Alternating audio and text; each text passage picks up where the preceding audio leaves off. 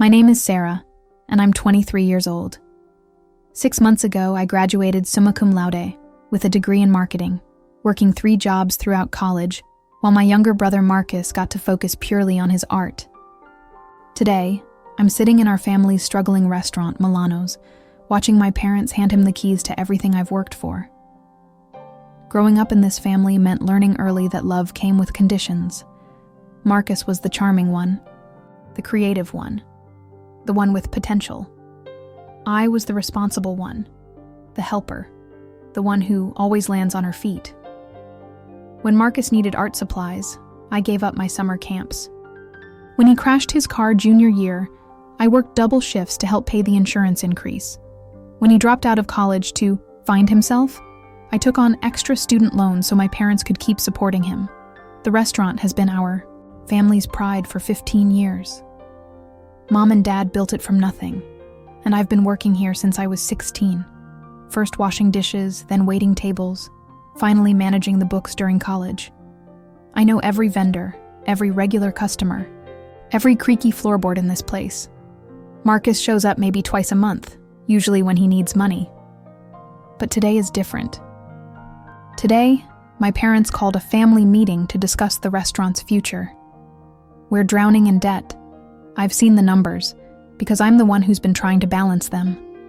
The pandemic hit us hard. Rent is skyrocketing, and we need a major cash infusion or a brilliant plan to survive. I've been preparing for this moment for months. I have spreadsheets, market analysis, social media strategies.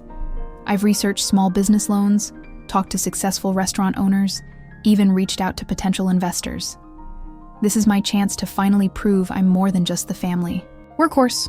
Sarah, Marcus, sit down, Dad says, his voice heavy with exhaustion. We need to talk about Milano's. I pull out my folder of research, heart pounding with nervous excitement. Finally, they're going to see what I can do. As you both know, we're in trouble, Mom begins. We've been thinking about this for weeks, and we've made a decision. I lean forward, ready to present my plans. Marcus, we want you to take over the restaurant. The words hit me like ice water. My folder slides from my suddenly numb fingers. Me?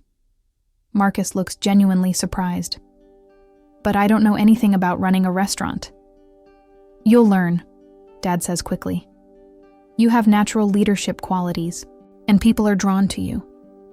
Sarah can help with the business side. She's always been good with numbers.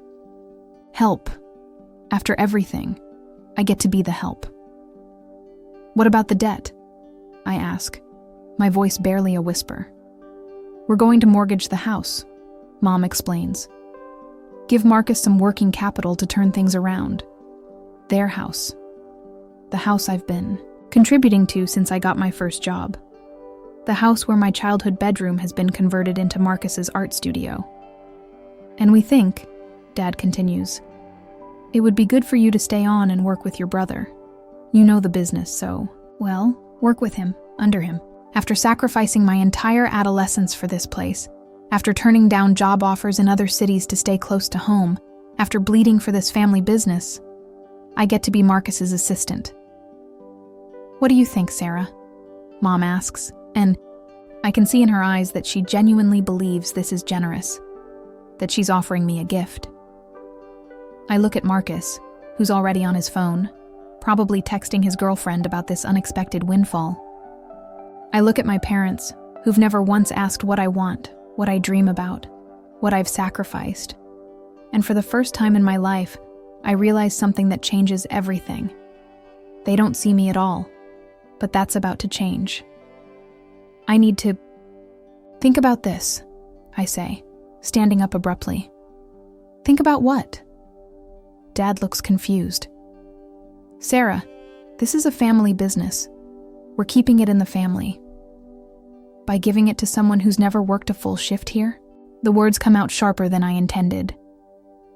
Marcus looks up from his phone. Hey, I've helped out plenty of times.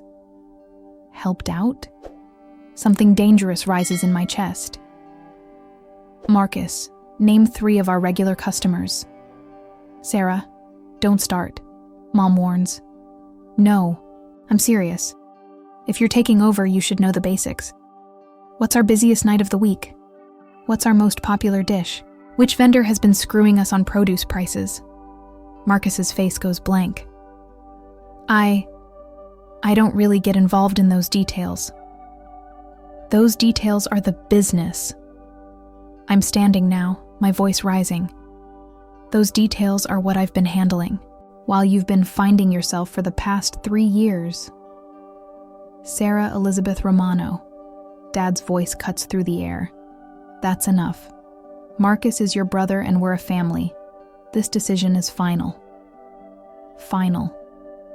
Without consulting me. Without considering my experience, my education, my dedication. Without even asking if I wanted it.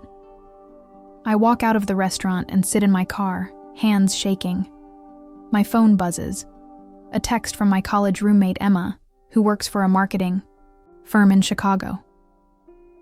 Still haven't heard back about that position. You interested? The offer's still open. I'd told her no 3 times. Too far from family. Too risky. Too selfish. But sitting here, looking at the restaurant I've bled for, I realize something. I've been playing by rules that were never designed for me to win. The next morning, I show up to work as usual. My parents act like nothing happened, and Marcus hasn't shown up yet. It's Saturday, our busiest day, and we're short-staffed because one of our servers called in sick. I'm juggling 6 tables, running food, and handling the register when Marcus finally strolls in at 2 p.m.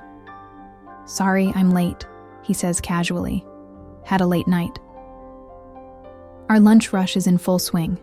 We're backed up in the kitchen, customers are waiting longer than usual, and I'm sweating through my shirt. Marcus surveys the chaos like he's visiting a museum. Maybe you should jump on a section, I suggest, nodding toward the busy dining room. Actually, I was thinking I should observe first. Get a feel for the operation before I make any changes. Changes. He's been the owner for less than 24 hours, and he's already talking about changes. Mrs. Castellano, our longest-running regular customer, waves me over. She's been coming here since we opened. Always orders the same thing. Always tips exactly. 20%. Sarah, honey, where's the young man who's taking over? I'd like to meet him. Word travels fast in our neighborhood. I glance over at Marcus, who's now sitting at the bar scrolling through his phone. Marcus, I call out. Come meet Mrs. Castellano. He approaches with his practiced, charming smile. Hi there, I'm Marcus Romano, the new owner. Oh, wonderful, Mrs. Castellano beams. I've been coming here since your parents opened. Sarah here has taken such good care of us over the years. Yeah, she's great, Marcus says absently, already looking around the restaurant. Actually, I'm thinking of updating the whole vibe in here. Maybe some modern art on the walls, change up the menu a bit. Mrs. Castellano's smile falters slightly. Oh. Well, I do love the cozy feeling. It reminds me of the old neighborhood. Right, but we need to attract younger customers, Maybe some Instagram-worthy dishes. I watch this conversation with growing horror. He's alienating our core customer base before he's even officially started. After Mrs. Castellano leaves, with a smaller tip than usual, I corner Marcus in the back office. You can't talk to customers like that, I say. Like what? Like their loyalty doesn't matter. Like everything they love about this place is wrong. He shrugs. Sarah, you've been here so long you can't see the forest for the trees. This place needs a total rebrand. This place needs someone who understands it. Look, I know you're upset about not getting the restaurant, but upset? The word explodes out of me. Marcus, I've given this place 8 years of my life. I worked here through high school while you were out with friends. I worked here through college while you partied. I turned down job opportunities to stay here and help mom and dad, and you think I'm just upset. But you're good at the business stuff, he says, like he's offering me a consolation prize. I need you here. You need me here? What about what? I need? For the first time, He looks actually confused. What do you mean? And that's when I realize the most devastating truth of all. It has never occurred to any of them to ask what I want. They've been so comfortable with me in the role of supporter, helper, problem solver, that they can't even imagine I might have my own dreams. I'm taking the rest of the weekend off, I say quietly. But Sarah, we need you tomorrow. Figure it out. You're the owner now. I grab my purse and walk out, leaving Marcus standing in the office looking lost. For the first time in my life, I don't stay to clean up someone else's mess. I spend Sunday morning in my apartment, the tiny studio I've been renting for 2 years, saving money by living in the cramped space instead of getting something nicer. Everything I own could fit in the back of a pickup truck. I've been living like I'm temporary, like I'm waiting for my real life to start. My laptop sits open on my kitchen table, Emma's job offer still glowing on the screen. Marketing coordinator at a growing firm, good salary, actual career growth. In a city where nobody knows me as the responsible one, or Marcus's sister. But guilt gnaws at me. This is family. This is what we do. We sacrifice for each other. Except, when has anyone sacrificed for me? My phone rings. Mom. Sarah, honey, you need to come in. Marcus is struggling and we have the Antonelli wedding rehearsal dinner tonight. Of course. The Antonelli booking. 40 people, our biggest event this month. The booking I secured, planned, and coordinated. The booking that requires someone who knows our kitchen's capabilities and timing. Where's Marcus? He's learning. But Sarah, this is important. Mrs. Antonelli specifically asked for you to oversee everything. Because she knows I'm competent. Because she trusts me. Because I've built relationships with these people over years of showing up and doing the work. I'll be there in an hour, I say. But this time, I don't go empty-handed. I arrive at Milano's to find controlled chaos. Marcus is in the kitchen, frantically trying to prep for 40 people with our weekend cook, who's good but not equipped to handle an event this size alone. Orders are getting mixed up, timing is off, and I can see panic in Marcus's eyes. Sarah, thank God, he says when he sees me. I don't know how you make this look so easy. I don't respond. Instead, I get to work. I reorganize the prep, adjust the timing, call in our part-time server to help with the event. I turn chaos into smooth operation, because that's what I do. That's what I've always done. The Antonelli rehearsal dinner goes perfectly. Mrs. Antonelli hugs me afterward, pressing an extra tip into my hand. Sarah, dear, you're an angel. This was exactly what we hoped for. Marcus appears beside me, still in his stained apron. Thanks so much for choosing Milano's for your special event. Mrs. Antonelli smiles politely, but I can see her glance at his appearance, his obvious inexperience. Of course, Sarah made sure everything was perfect. After the family leaves, Marcus collapses into a chair. Wow, that was intense. That was a Tuesday for me, I say quietly. He looks up, maybe hearing something different in my voice. What do you mean? I mean, I've been doing events like this for 3 years. I mean, I know every supplier, every customer preference, every system in this place. I mean, you just got handed something I've been earning for my entire adult life. Sarah, I found something today. I pull out my phone and show him the job listing I've been researching. Marketing coordinator position in Chicago. They want someone with restaurant industry experience and a proven track record of building customer relationships. His face goes pale. You're leaving? I'm considering it. But you can't leave. The restaurant needs you. I need you. And there it is. The truth I've been avoiding. They don't need me because I'm talented or valuable or irreplaceable. They need me because I make their lives easier. Because I solve problems they don't want to solve. Because I've been doing the work they don't want to do. Marcus, answer me honestly. If this job paid the same as working here, if it had the same hours and the same stress level, would you want it? Well, no. But that's different. I'm creative. I need flexibility. And I need respect. I need recognition. I need a future that's about more than just supporting everyone else's dreams. He's quiet for a long moment. Then, what if we made you a partner? What? In the restaurant. Like, official partner. Equal say in decisions. I stare at him. Marcus, you don't have the authority to make me a partner. Mom and Dad would have to agree to that. So we ask them. When? After I've proven myself for another 5 years? After I've saved the restaurant again? After I've given up more opportunities? I shake my head. I've been asking for respect my whole life. I'm tired of asking. I walk toward the door, then turn back. The Antonelli wedding is next Saturday. Mrs. Antonelli paid a 50% deposit. That's in the office safe. The final menu count is 38 people, and she's allergic to shellfish, so make sure nothing is cross-contaminated. He approaches with his practiced, charming smile. Hi there. I'm Marcus Romano, the new owner. The flowers are being delivered at 4 p.m., and you'll need to move 3 tables to make room for the gift table.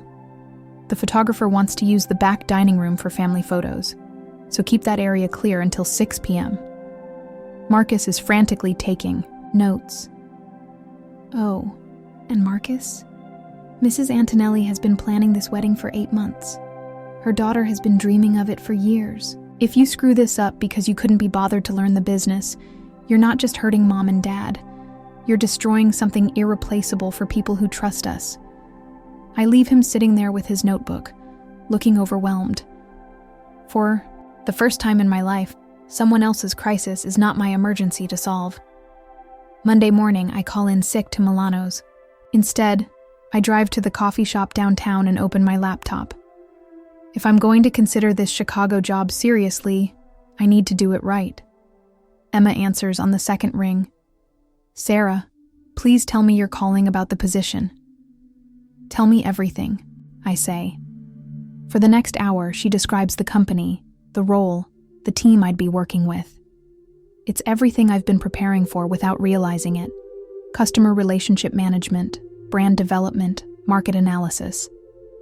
All the skills I've been developing at Milano's, but applied to helping businesses grow instead of just survive. The salary is $52,000 to start, with performance bonuses and full benefits, Emma says. It's not New York money, but in Chicago, you could actually afford a decent apartment, maybe even save some money for the first time in your life. I think about my bank account. After years of contributing to family crises, covering Marcus's emergencies, and living as cheaply as possible, I have maybe $3,000 in savings. At 23, most of my college friends are building their careers, traveling, having experiences. I'm still living like a teenager who needs to help with rent. What's the timeline? I ask. They want someone to start in 3 weeks. But Sarah, I have to ask, what changed? Last time we talked, you said you couldn't leave your family. I think about Saturday night, about Marcus collapsing after one busy evening, about my parents' assumption that I'd be thrilled to be his assistant. I realized my family's going to be fine without me, maybe better than fine. After I hang up, I spend the rest of the day at the coffee shop, working on my application. I update my resume, highlighting my experience with customer service, vendor management, staff training, event coordination. On paper, my Milano's experience looks impressive. I've been running a complex operation. I just haven't been getting credit for it. My phone buzzes constantly. Marcus asking where I put the inventory sheets. Mom asking when I'm coming in. Dad saying they need to talk. I ignore them all. Tuesday, I drive to Milano's but don't go inside. Instead, I sit in the parking lot and watch. Marcus's car isn't there yet. It's 11 a.m. and we open for lunch at 11:30. Mom's car is there, and I can see her through the window, frantically trying to handle the opening routine alone. Part of me wants to rush in and help. That's what I've always done. But I force myself to stay in the car. They need to see what it actually takes to run this place. They need to understand what I've been doing all these years. At 11:45, I see Marcus's car screech into the parking lot. He runs inside, 15 minutes after we should have opened. A small line of lunch customers waits outside, looking annoyed. Drive away.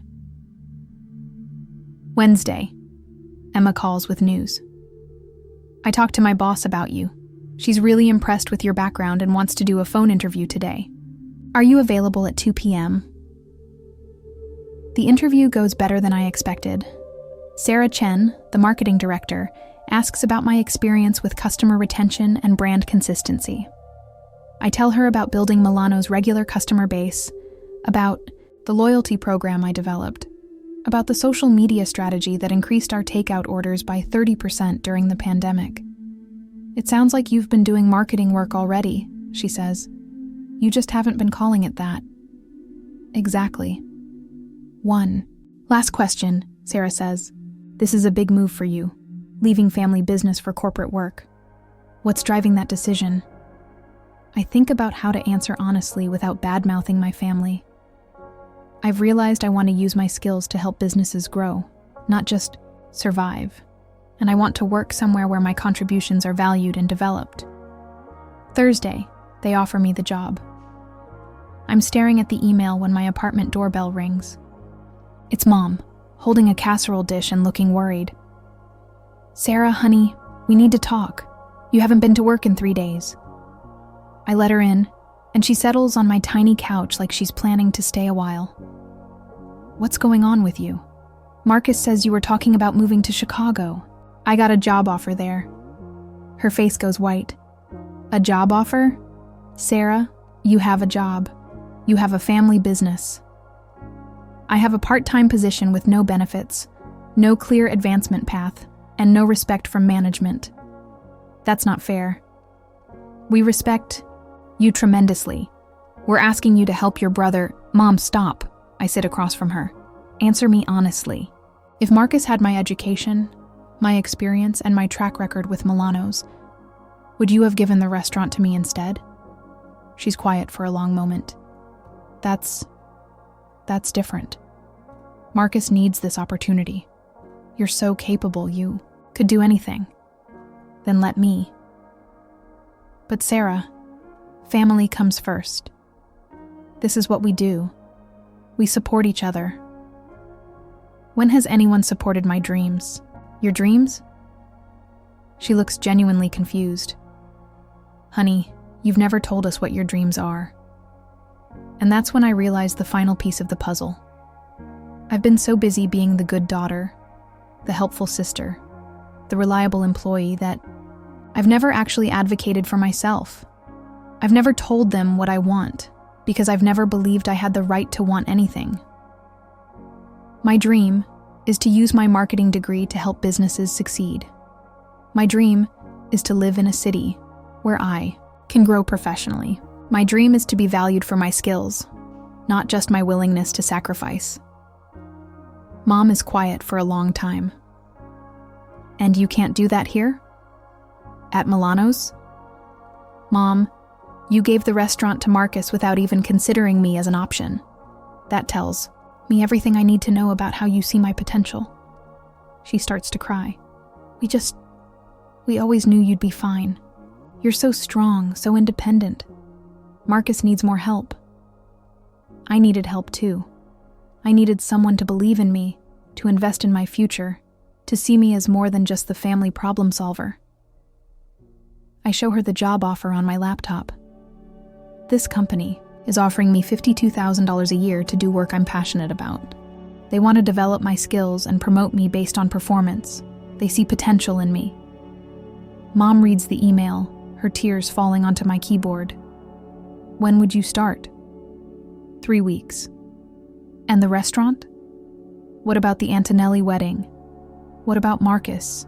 For the first time in my life, I don't automatically start solving their problems. Marcus is the owner now. These are his challenges to figure out. But Sarah, he needs you. Then maybe he should have thought of that before he accepted ownership of a business he doesn't understand. Mom leaves with her casserole untouched, and I spend the evening on my laptop, accepting the job offer and researching Chicago neighborhoods. For the first time in years, I'm planning for my own future, instead of just managing everyone else's present. Friday night, my parents ask me to dinner at their house. Family meeting, Dad says on the phone. We need to discuss this Chicago situation. Almost say no. But I realize I want this conversation. I want to tell them everything I've been thinking. I want them to understand what they're losing, and why. I arrive to find Marcus already there, looking miserable. The dining room table is set formally, like we're negotiating a business deal. Sarah, Dad begins, we've been talking, and we want to make you a counter-offer. Here it comes. The guilt trip, the family loyalty speech, the promises they won't keep. We're prepared to make you a full partner in Milano's, Mom says. Equal ownership with Marcus. I look at Marcus, who's staring at his plate. What do you think about that, Marcus? I think it's fair. You know the business better than I do. And what would my role be? Dad jumps in.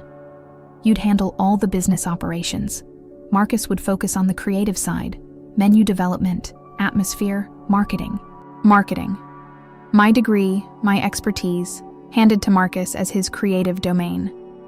So I'd do the books, handle vendors, manage staff, coordinate events, and Marcus would do what exactly?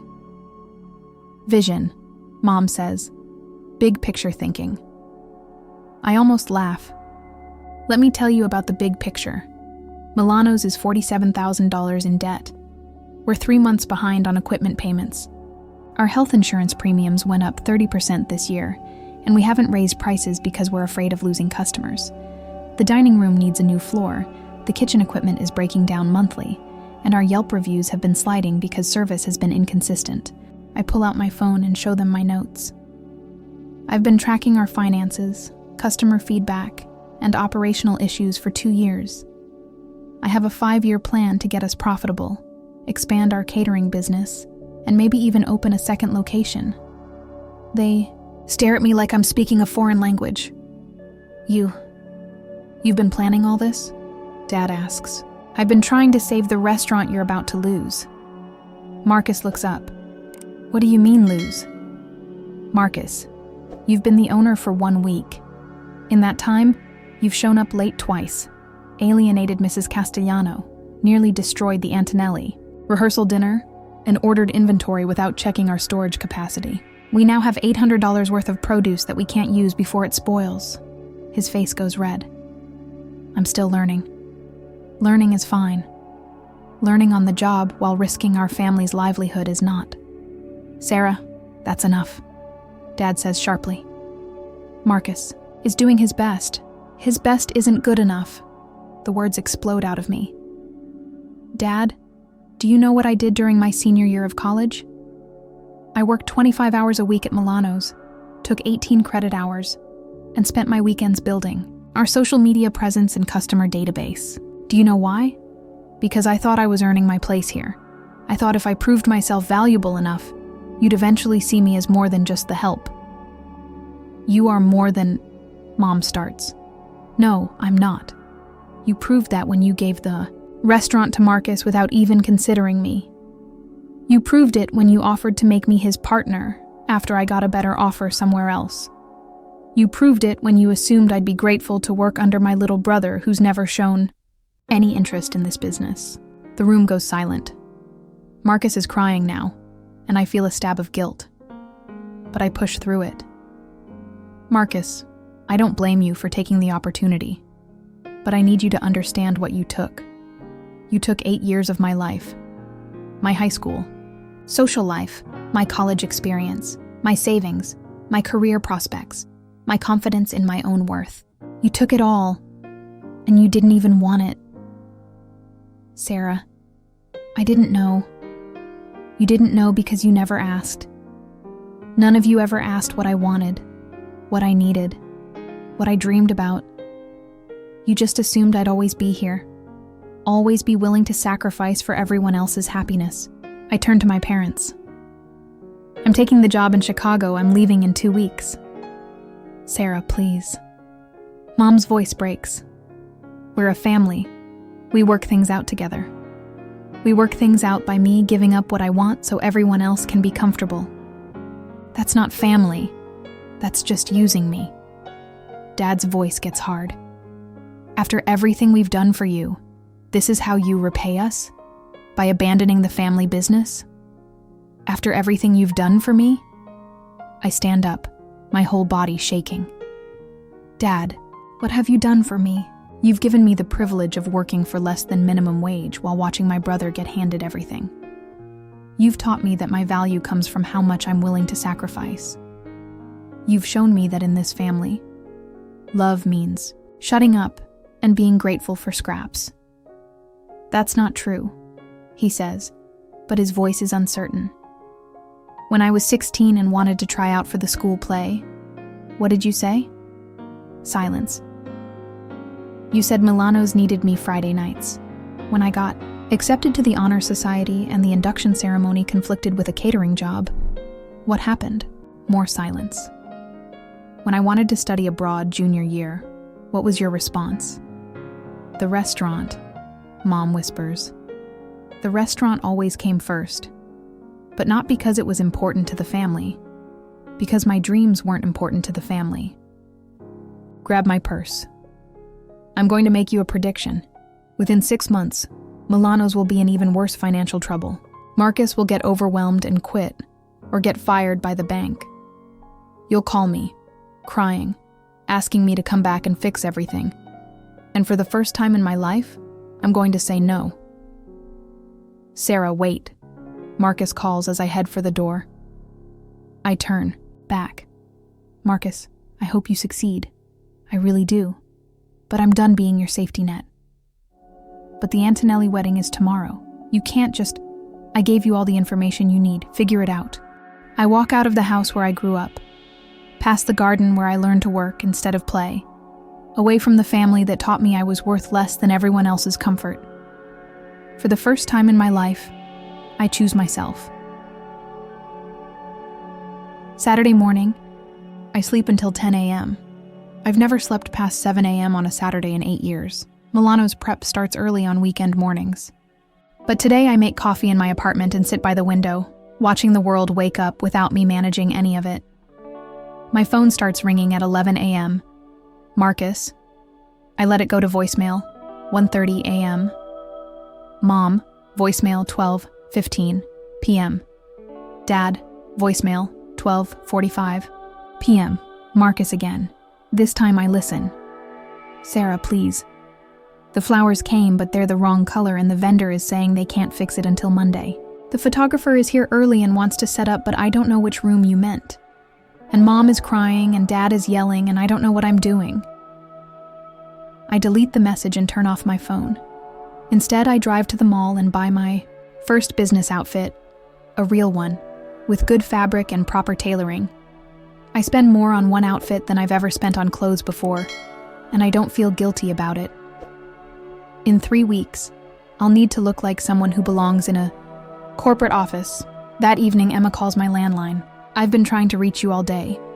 How are you feeling about Monday? My boss wants to take you to lunch your first day, and I found 3 potential apartments in your price range. Monday. Your first day? Sarah, are you okay? You sound weird. I realize I've been holding my breath all day, waiting for disaster, waiting for someone to need me to fix something. I'm fine. I'm just not used to having Saturdays off. Well, get used to it. Work-life balance is real here.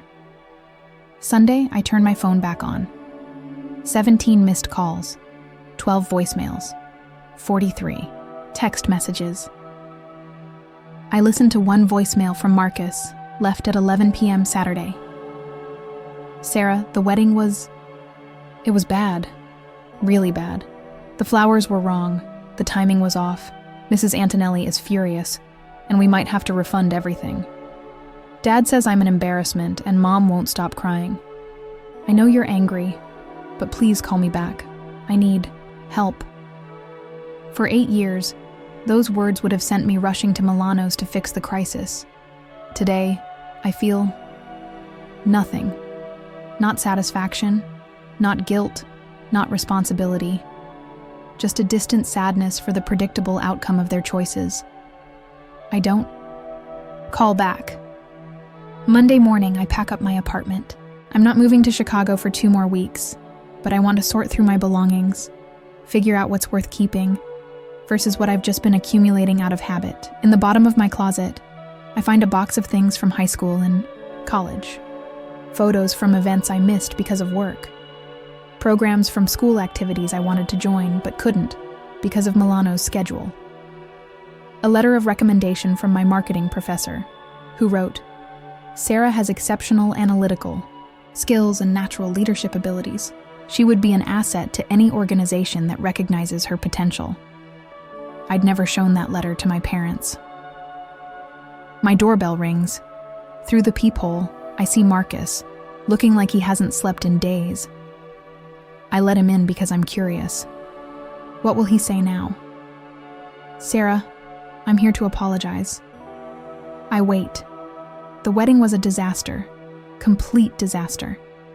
Mrs. Antonelli is demanding a full refund and threatening to post reviews on every site. 3 other bookings for this month have canceled. Dad fired me this morning. I sit down. "Fired you?" He said I proved I'm not ready for this kind of responsibility. He wants to sell the restaurant. Despite everything, this hits me hard. Milano's has been my parents' dream for 15 years. And? I ask. And I realized you were right about everything. I took something I didn't earn and couldn't handle. I destroyed something you spent years building. He sits across from me, and I can see he's been crying. I never understood what you did there. I thought you just took orders and cleaned tables. I did take orders and clean tables. I also managed vendor relationships, handled staff scheduling, coordinated events, developed marketing strategies, maintained customer databases, balanced books, negotiated contracts, and solved problems you never even knew existed. I know that now. We sit in silence for a moment. "Marcus, what do you actually want to do with your life?" He looks surprised by the question. I don't know. I mean, I like art, but I'm not good enough to make money at it. I thought maybe I could learn the restaurant business. Learning a business means starting at the bottom and working your way up. It means understanding every aspect before you try to run it. It means respecting the people who've been doing the work. I know. Do you? Because you've spent 3 years watching me do that work. And it never occurred to you that maybe I was building towards something. Maybe I had goals and plans and dreams that didn't involve being your assistant forever. He's quiet for a long time. Then, what can I do to fix this? Nothing. There's nothing you can do to fix this, Marcus. You can't give me back the 8 years I spent building something for you to destroy in 1 week. You can't give me back the opportunities I passed up to stay here. You can't give me back the confidence I lost from being treated like I was worth less than everyone else. So that's it? You're leaving and never coming back? I think about it. Really think about it. I'm leaving because I finally realized I'm worth more than this family has ever been willing to see. If someday you all figure out how to value people for who they are instead of what they can do for you, maybe we can have a different relationship, but I'm not waiting around for that to happen. Marcus nods slowly. For what it's worth, I think you're making the right choice. And I'm sorry it took losing you for me to understand what we had. After he leaves, I feel something I haven't felt in years: peace. Not happiness exactly, but the quiet satisfaction of finally choosing myself. 3 weeks later, I'm sitting in a conference room in Chicago, presenting a marketing strategy to a potential client. The proposal I spent 2 days preparing gets approved on the spot, and my boss Sarah Chen pulls me aside afterward. That was impressive work for someone who's been here less than a month, she says. You have instincts for this. Instincts. Not just willingness to work hard or sacrifice for others. Actual skills that people value and want to develop. My apartment in Chicago is small, but it's mine. No family photos. No obligation to be available for emergencies. No guilt about spending money on things I want instead of things other people need. I buy books, good coffee, a plant that I don't have to share care of with anyone. Emma and I grab dinner after work on Fridays. I'm learning to have friendships that aren't based on crisis management or emotional labor. I'm learning to have conversations about my own interests, goals, and opinions. 2 months in, I get a text from my mom. Dad had a minor heart attack. He's okay, but we're in the hospital. Thought you should know. The old Sarah would have dropped everything and driven 8 hours to be there. The new Sarah calls the hospital, confirms he's stable, sends flowers, and continues with her planned weekend. I care about my father, but I don't center my life around his emergency. 3 months in, Marcus calls. Sarah, I got a job. Real job. Administrative assistant at an architecture firm. I'm starting at the bottom, learning how offices actually work. That's great, Marcus. It's weird having a boss who's not family, having to earn respect instead of just expecting it. Yeah, it is weird, but it's also kind of amazing. Sarah. I'm in therapy, talking about family stuff, about how I never learned to value work because everything was always given to me. This surprises me. How's that going? Hard, but good. I'm realizing I never learned to appreciate things because I never had to earn them, including your respect. We talk for an hour. It's the first real conversation we've had in years, maybe ever. For the first time, Marcus asks me questions about my life, my job, what I'm learning. He doesn't ask me to fix anything or come home or feel guilty about my choices. 6 months in, my parents sell Milanos. Mom calls to tell me. We got enough to pay off the debt and have a little left over, she says. Dad's talking about retiring, early, maybe traveling. That sounds good for you both. Sarah, we've been talking about how we treated you, about what we expected from you. I wait. We were wrong. We took advantage of your willingness to help, and we never saw how much we were asking you to sacrifice. We never even asked what you wanted. No, you didn't. We'd like to visit you sometime, if you're open to it. Not to ask for anything, just to see your life. See who you are when you're not taking care of everyone else. I think about it. Maybe, but it would have to be as my guests on my terms. No crisis to solve, no family business to discuss.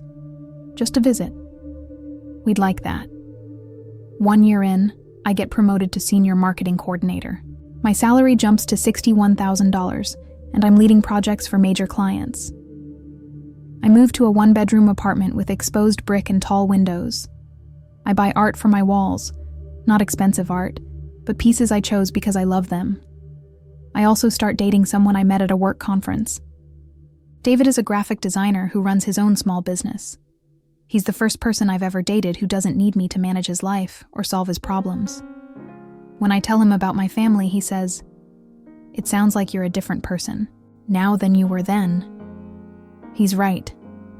The Sarah who lived for other people's approval, who measured her worth by her usefulness to others, who was afraid to want things for herself, that person is gone. Or maybe she was never real to begin with. Maybe she was just a role I played because I thought it was the only way to be loved. 18 months in, my parents visit Chicago.